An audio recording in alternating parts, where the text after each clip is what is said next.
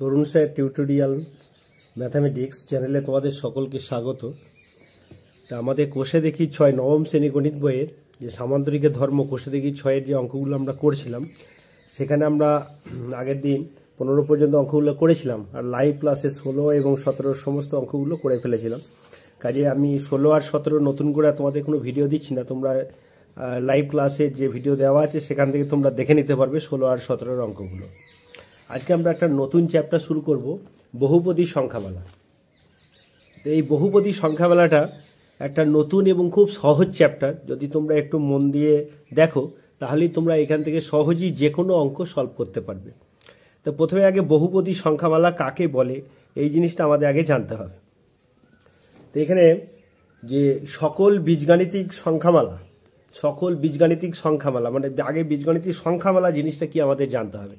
তাহলে সংখ্যামালা জিনিসটা হচ্ছে তোমার, ধরো এক্স,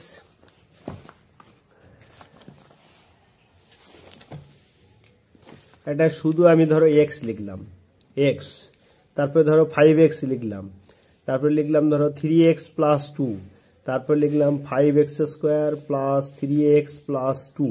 তাহলে এইগুলোকে বলা হয় বীজগাণিতিক সংখ্যামালা, এগুলোকে বলা হয় বীজগাণিতিক সংখ্যামালা। তো এই বীজগাণিতিক সংখ্যামালার বলছে যদি চলের সূচক মানে কোনগুলোকে বলা হয়, এই যে পাওয়ার, এইগুলোকে সূচক বলা হয়।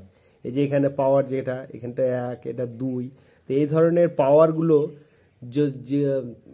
আবার দেখো x plus x to the power -1, তাহলে এটাও হচ্ছে একটা সংখ্যামালা বীজগাণিতিক, কিন্তু এটা বহুপদী সংখ্যামালা নয়। এবার দেখো বহুপদী সংখ্যামালা জিনিসটা কি বলছে, চলের সূচক যদি এই যে সূচকটা, এই সূচকটা যদি সবসময় অখণ্ড সংখ্যা হয়, সবসময় অখণ্ড সংখ্যা। এবার অখণ্ড সংখ্যা মানে কি? অখণ্ড সংখ্যা মানে হচ্ছে তোমার স্বাভাবিক সংখ্যা সঙ্গে যে, অর্থাৎ যে যাদের চল স্বাভাবিক সংখ্যাগুলো, স্বাভাবিক সংখ্যা মানে অথবা শূন্য, তাহলে শূন্য আর সকল স্বাভাবিক সংখ্যাগুলোকে মিলে অখণ্ড সংখ্যা বলা হয়। এগুলো আমরা ফার্স্ট চ্যাপ্টারে পড়েছি। তাহলে অখণ্ড সংখ্যা হতে হবে। তো অখণ্ড সংখ্যা মানে 0, 1, 2, 3, 4, 5, এগুলো ডট ডট ডট ডট এরমভাবে চলতে যাবে। কিন্তু কোনো মাইনাস বা কোনো ভগ্নাংশ এইগুলো যদি থাকে তাহলে সেটা কিন্তু বহুপদী সংখ্যামালা হবে না। তাহলে এটা মাথায় রাখতে হবে, যদি বহুপদী সংখ্যামালা হতে গেলে এই যে সূচক, এই সূচকগুলো সবসময় অখণ্ড সংখ্যা থাকতে হবে। যদি সূচকটা কোনো একটা চলের, এই যে এটা এক্স যে চলটা দিয়েছি, এই চলের যদি কোনো একটা সূচক ভগ্নাংশ অথবা নেগেটিভ হয়ে যায় তাহলে কিন্তু সেটা বহুপদী সংখ্যামালা হবে না। তাহলে দেখো আমি বহুপদী সংখ্যামালার সম্বন্ধে ছোট ছোট কিছু সংজ্ঞা তোমাদেরকে করে দিয়েছি। দেখো বহুপদী সংখ্যামালা আমি চ্যাপ্টারটা শুরু করেছি, বলছে সকল বীজগাণিতিক সংখ্যামালা। তাহলে বীজগাণিতিক সংখ্যামালা কোনগুলো আমি দেখিয়ে দিয়েছি। যাদের চলের সূচক অখণ্ড সংখ্যা তাদের বহুপদী সংখ্যামালা বলে। যেমন ধরো x square plus x -1, x cube plus 2x plus 1, 5x plus 7, এরা প্রত্যেকেই বহুপদী সংখ্যামালা যাদের চল হচ্ছে এক্স। দেখতে পাচ্ছ এখানে এক্স চল আছে, আবার ওয়াই চল দিয়েও হতে পারে। আচ্ছা, আবার এক্স ওয়াই দুটো চল দিয়েও হতে পারে। তাহলে এখন আমরা যেগুলো দেখিয়েছি প্রত্যেকটা আমরা এক্স চল দিয়ে করছি। আচ্ছা, অর্থাৎ এরা সকলেই এক চল বিশিষ্ট বহুপদী সংখ্যামালা। যেহেতু একটাই মাত্র চল আছে, এখানে এক্স আছে, এখানেও এক্স আছে, এখানেও এক্স, এখানেও এক্স, এখানেও এক্স, তাহলে এটা হলো এক চল বিশিষ্ট বহুপদী সংখ্যামালা। এবার দেখো এক্স স্কোয়ার প্লাস 3, এইটা একটা বহুপদী সংখ্যামালা। এর হচ্ছে এক্স স্কোয়ার ও 3, এখানে দুটো পদ আছে, দেখতে পাচ্ছ। এই যে এক্স স্কোয়ার ও 3 কে বহুপদী সংখ্যামালার পদ বলা হয়। তাহলে এই যে এক্স স্কোয়ার এটা হলো একটা পদ, আর 3 একটা পদ। কিন্তু যদি গুণ আকারে থাকে, এই যে 5x আছে, তাহলে এটা কিন্তু একটাই পদ থাকবে, মানে গুণ আকারে হলে একটাই পদ হবে। আর যদি যোগ আকারে থাকে তখন দুটো পদ হবে। যেমন ধরো 5x প্লাস 7, এটা দেখো যোগ আকারে আছে, তাহলে এখানে দুটো পদ। এখানেও দেখো 3টে পদ আছে, x cube plus 2x plus 1, 3টে পদ। আবার এটা একটা পদ, এটাও তো 3টে পদ আছে। এবার দেখো এখানে আমি এক্সাম্পল দিয়েছি, দেখো 5x, 5x, 3x একপদী সংখ্যামালা, কারণ এগুলো সব হচ্ছে একটা করে পদ আছে, সেই জন্য এগুলোকে বলা হয় একপদী সংখ্যামালা। আবার ধরো দুটো করে যদি পদ থাকে, প্লাস আকারে যদি থাকে, তার মানে এক্স স্কোয়ার প্লাস 3, তাহলে এটাকে বলা হয় দ্বিপদী সংখ্যামালা। আর এক্স স্কোয়ার -3x প্লাস 1, যেটা একটা নতুন ত্রিপদী মানে তিনটে পদ আছে দেখছো, এক্স স্কোয়ার একটা পদ, মাইনাস 3x একটা পদ, প্লাস 1 একটা পদ, তাহলে এই তিনটে পদ মিলিয়ে এটাকে বলা হয় ত্রিপদী সংখ্যামালা। এবার দেখো এই একটা পদ থাকলেও সেটাকেও বলা হয় বহুপদী সংখ্যামালা, দুটো পদ থাকলেও সেটাকে বলা হয় বহুপদী সংখ্যামালা, তিনটে পদ থাকলেও সেটাকে বহুপদী সংখ্যামালা। এটা আমরা আগেই করলাম। তাহলে বহুপদী সংখ্যামালা জিনিসটা জানতে গেলে সেটা একটা পদ হতে পারে, দুটো পদ হতে পারে, তিনটে বা তার বেশি পদ হতে পারে, কিন্তু তাদের যদি চলের সূচক মানে এই যে পাওয়ার, যেটা এই পাওয়ারটা যদি অখণ্ড সংখ্যা হয় তাহলে সেটাই হবে বহুপদী সংখ্যামালা। এবার আমি যে জিনিসটা বললাম যে সহগ নিয়ে এবার আলোচনা করবো। দেখো বলছি একটি বহুপদী সংখ্যামালার প্রতিটি পদে একটি সহগ থাকে। দেখতে পাচ্ছ যে এখানে x³ plus 3x square minus 2x plus 1 বহুপদী সংখ্যামালাটির x³ এর সহগ হচ্ছে 1। দেখো এখানে আমি কিভাবে লিখেছি, দেখো 1 into x³ plus 3 into x square plus minus 2 into x plus 1 এর জায়গায় লিখলাম 1 into x to the power 0। কেন? এক্স টু দি পাওয়ার 0 মানেই হচ্ছে তোমার 1। তাহলে এখানে দেখো x³ এর সহগ মানে যেটা তোমার বাঁ দিকে আছে সেইটাকে বলা হচ্ছে সহগ উইথ সাইন, এটা মাথায় রাখতে হবে। তাহলে x³ এর সহগ এটা দেখতে পাচ্ছ 1, তারপরে দেখো x² এর সহগ হচ্ছে 3, x এর সহগ হচ্ছে -2 আর এক্স টু দি পাওয়ার 0 সহগ হচ্ছে 1। এখানে লেখাই আছে দেখো বহুপদী সংখ্যামালাটি x³ এর সহগ হচ্ছে 1, এক্স স্কোয়ারের সহগ 3, এক্স এর সহগ -2 আর এক্স টু দি পাওয়ার 0 সহগ হচ্ছে 1। তাহলে জিনিসটা বুঝতে পারলে, বাঁ দিকের যেগুলো থাকবে উইথ সাইন চিহ্ন সহ তাহলে সেগুলোকে বলা হচ্ছে সহগ। আচ্ছা এবার দেখো কোনো যদি ধ্রুবক পদ থাকে তাহলে সেটাও কি বহুপদী সংখ্যামালা?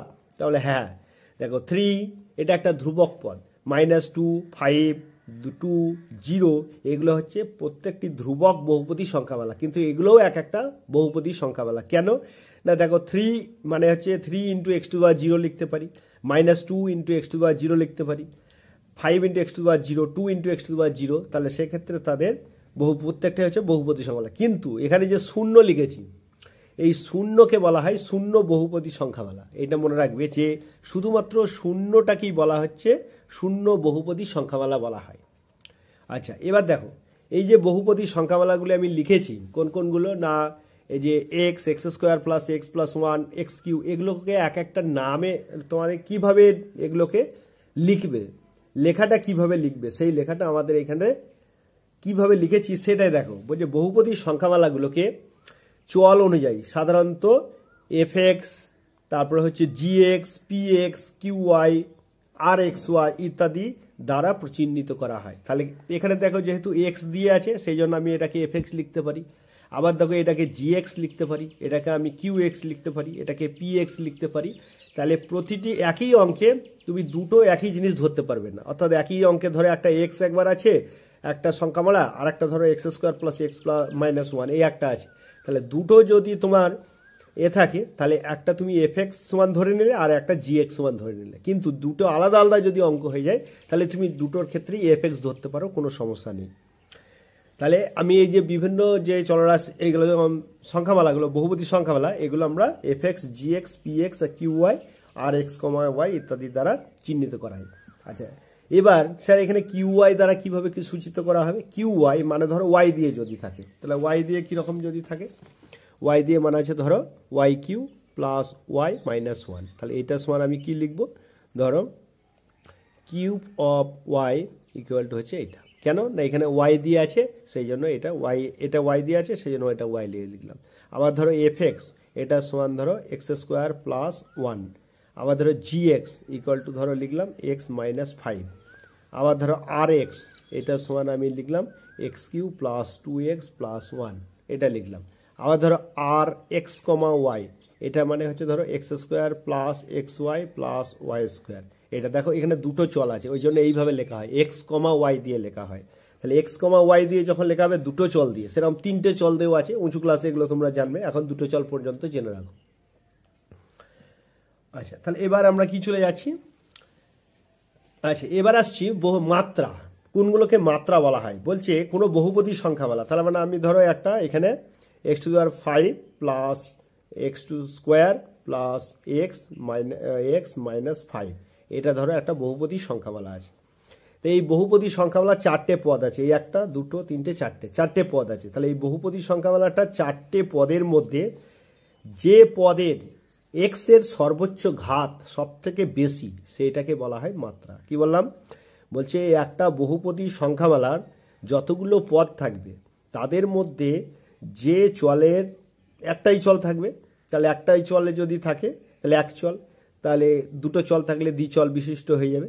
তাহলে একটা চলের ক্ষেত্রে কি বললাম, যে যদি সর্বোচ্চ পাওয়ার যেটা থাকবে সেটাকে বলা হয় মাত্রা। তাহলে এক্ষেত্রে বহুপদী সংখ্যামালাটার মাত্রা তাহলে কত হয়ে গেল? 5।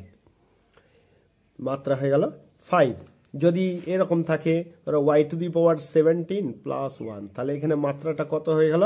মাত্রা হয়ে গেল তোমার 17, কারণ এখানে হচ্ছে ওয়াইটা চল আর এটা এখানটা ছিল এক্সটা চল। তাহলে সংজ্ঞাটা যদি লেখো যে কোনো বহুপদী সংখ্যামালার সর্বোচ্চ ঘাতের সূচককে বহুপদী সংখ্যামালার মাত্রা বলা হয়। আচ্ছা, তাহলে এইটুকু জিনিস আশা করছি তোমরা প্রত্যেকে বুঝতে পেরেছো। একবার ভালো করে মন দিয়ে দেখবে তাহলেই বুঝতে পারবে সকলে। আচ্ছা, এবার আমরা একটু অঙ্কে চলে যাই, দেখো কি ধরনের অঙ্ক আছে। তা আমি প্রথমে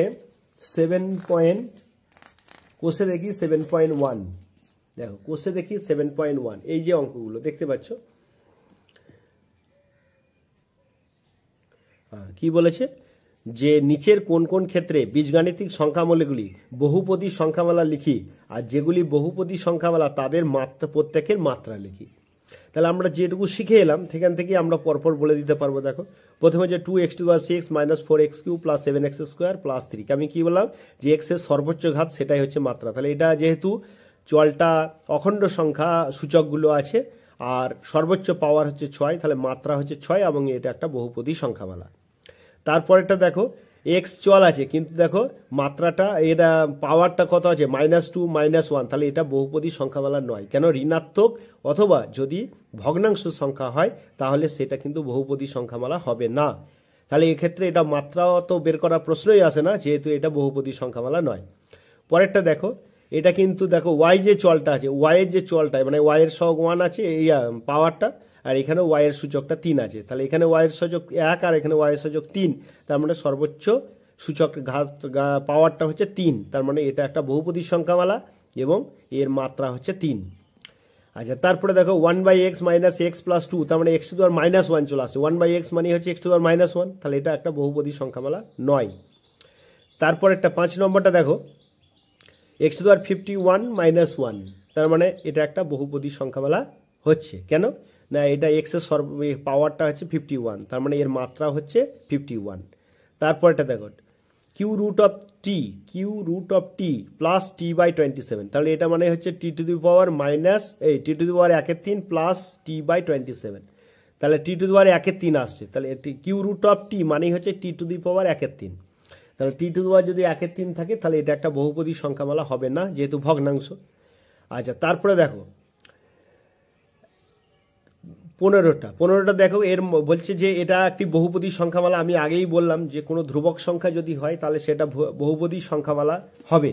তাহলে এটা 15 যদি হয় তাহলে 15টা কি আসছে দেখো 15 × x⁻0, তাহলে এর মাত্রাটা কত আসছে 0, তার মানে বহুপদী সংখ্যামালা হচ্ছে তোমার 15 হচ্ছে একটা বহুপদী সংখ্যামালা আর এর মাত্রাটা হচ্ছে তোমার 0। আচ্ছা, 0 মানে কি লিখতে পারি 0 × x⁻0, তাহলে এর মাত্রা দেখে এটা একটা অসংজ্ঞাত হয়ে যাচ্ছে, মানে এখানে তুমি যা খুশি লেখো না কেন 0-র সঙ্গে গুণ করলে 0 হয়ে যাচ্ছে। তাহলে 0 একটা কি বলেছিলাম যে শূন্য বহুপদী সংখ্যামালা, কিন্তু এর মাত্রা হচ্ছে অসংজ্ঞাত, মানে নির্ণয় করা যাবে না। কেন? 0 × x⁻0, আবার আমি এরকমও লিখতে পারি 0 × x⁻1, আবার 0 × x², এরকমভাবে দেখো কোনো একটা আমরা ফিক্সড মাত্রা পাচ্ছি না, সেই জন্য এর মাত্রাটা হচ্ছে অসংজ্ঞাত, মানে নির্ণয় করা যাবে না। আর 0টা সেক্ষেত্রে হলো শূন্য বহুপদী সংখ্যামালা বলা হচ্ছে। তারপর এটা দেখো z + 3/z + 2, তাহলে z⁻1 চলে আসছে, তার মানে এটাও বহুপদী সংখ্যামালা হচ্ছে না। আচ্ছা, আবার দেখো y³ + 4, তার মানে এটা একটা বহুপদী সংখ্যামালা হচ্ছে, কারণ এর সূচক হচ্ছে অখণ্ড সংখ্যা 3, তাহলে এটা হচ্ছে বহুপদী সংখ্যা, মাত্রা হচ্ছে 3। আবার দেখো এটা হচ্ছে 1/√2, সহগগুলো যা খুশি থাক কোনো অসুবিধা নেই, কিন্তু আমার যে চল সেই চলের যে সূচক সেই সূচকটা যেন সবসময় অখণ্ড সংখ্যা হয়। তাহলে x² আর এটা x এর 1 আর x এর এটা পাওয়ারটা হচ্ছে 2, তার মানে সূচক হচ্ছে 2 আর এখানে সূচক হচ্ছে 1, তার মানে সর্বোচ্চ হচ্ছে 2, তার মানে এর মাত্রা হচ্ছে 2 এবং এটা একটা বহুপদী সংখ্যামালা।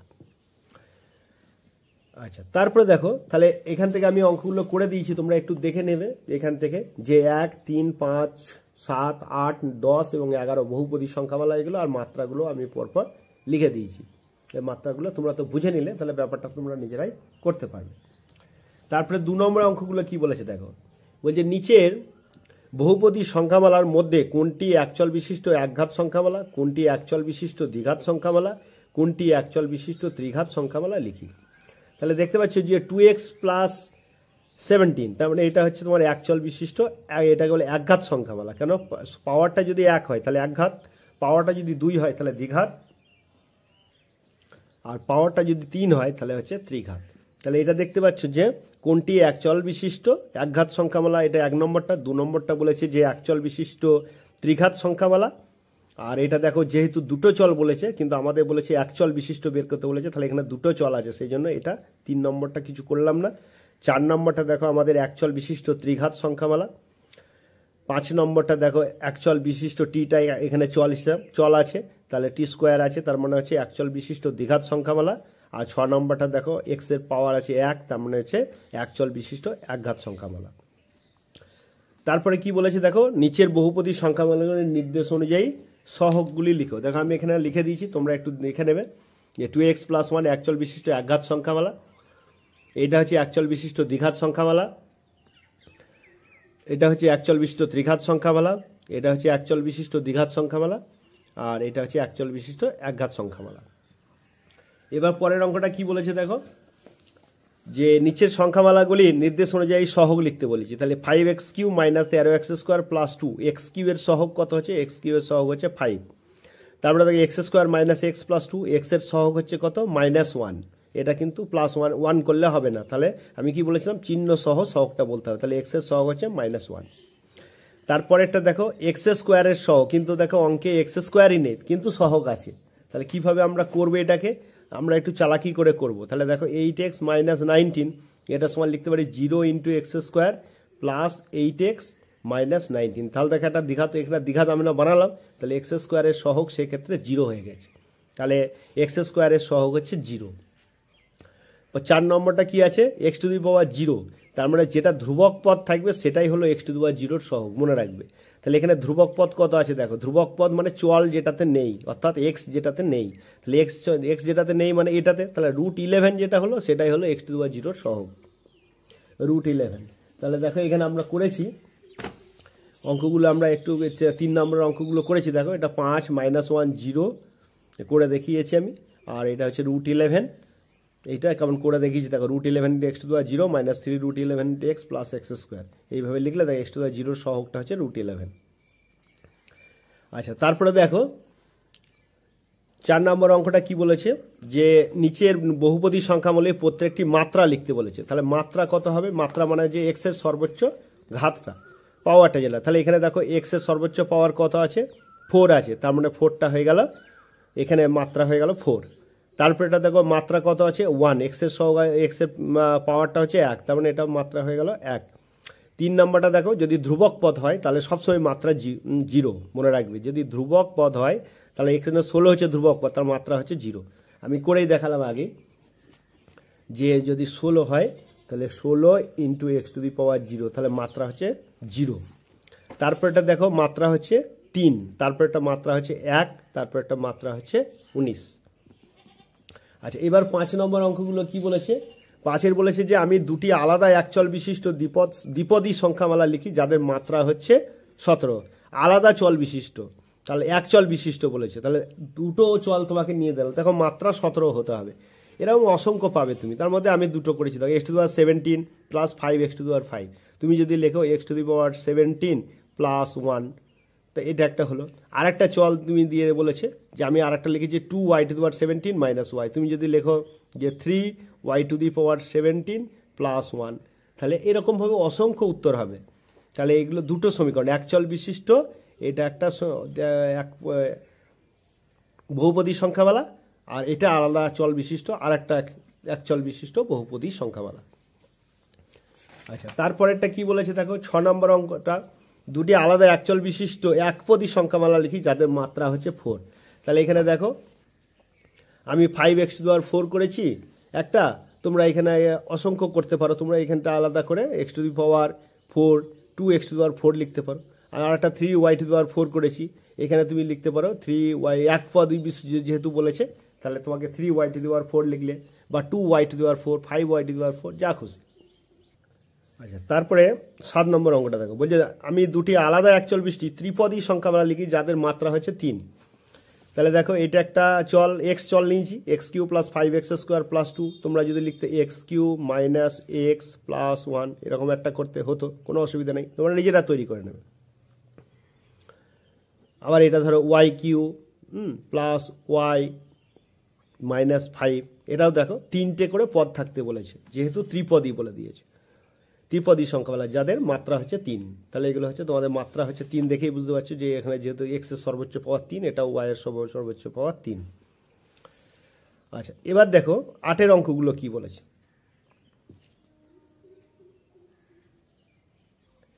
আচ্ছা, তারপরে 8 নম্বর অঙ্কগুলো কি বলেছে দেখো, বলছে নিচের বীজগাণিতিক সংখ্যামালাগুলির মধ্যে কোনগুলি একচল বিশিষ্ট বহুপদী সংখ্যামালা, কোনগুলি দুইচল বিশিষ্ট বহুপদী সংখ্যামালা এবং কোনগুলি বহুপদী সংখ্যামালা নয় তা লিখি।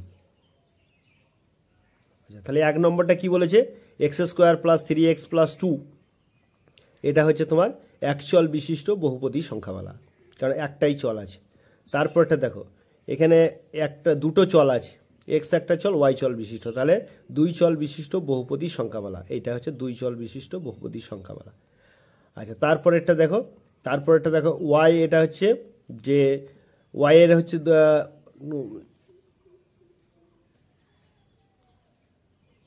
আচ্ছা, তাহলে 2 নম্বরটা 3 নম্বরটা হচ্ছে যে y² - 4x, তাহলে দুই চল বিশিষ্ট বহুপদী সংখ্যামালা। তারপরে x + y + 2, এটাও দুই চল বিশিষ্ট বহুপদী সংখ্যামালা। তারপরে x⁴ + y⁴ + x⁵ y⁹, তাহলে এটাও হচ্ছে দেখো দুই চল বিশিষ্ট বহুপদী সংখ্যামালা। আর তারপরেটা হচ্ছে x + 5/x, তাহলে x⁻−1 হয়ে যাচ্ছে, তার মানে এটা বহুপদী সংখ্যামালা হচ্ছে না। আচ্ছা, তাহলে আমরা কোষে দেখি 7.1, এখানে প্রত্যেকটি অঙ্ক আমি বলে দিলাম। যদি তোমাদের কোনো অসুবিধা হয় অবশ্যই কমেন্ট করবে। আর আমার চ্যানেলে যারা নতুন দেখছো তারা অতি অবশ্যই চ্যানেলটাকে সাবস্ক্রাইব করে দিও, আর তোমরা নোটিফিকেশানটা অন করে রেখে দিও, যাতে আমি নতুন ভিডিও ছাড়ার সাথে সাথে তোমাদের কাছে নোটিফিকেশান চলে যায়, আর তোমরা ভিডিওটা দেখতে পারো। আর প্রচুর পরিমাণে বন্ধুদের মধ্যে শেয়ার করো, যারা এই চ্যানেলটা যাতে তোমরা প্রত্যেকেই দেখার একটা সুযোগ পাও, সেটা তোমরা যদি একটু শেয়ার করো তাহলে তোমাদের বন্ধুগুলো এইটার উপকারিতা পাবে। ঠিক আছে, আজকে এই পর্যন্তই।